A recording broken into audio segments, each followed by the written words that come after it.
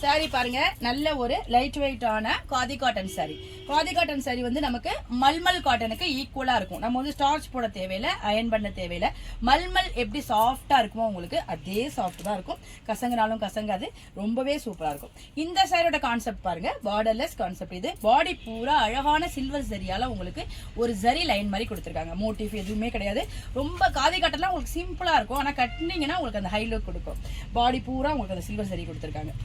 சாரியோட பல்லு பாருங்க, உங்களுக்கு அழகான கிரே கலர்ல வந்திருக்கு. இந்த சாரியில வர எல்லா கலர்லயுமே உங்களுக்கு கிரே கலர் பல்லு தான் கொடுத்துருக்காங்க. பிளைனான பல்லு கொடுத்துருக்காங்க. அதுக்கு கீழே உங்களுக்கு அந்த காதியோட டச், அந்த டசல் எவ்வளவு அழகா இருக்கு பாருங்க. இந்த டசல் ரொம்ப அழகா இருக்கு. இந்த டசல் ஒர்க் கொடுத்துருக்காங்க.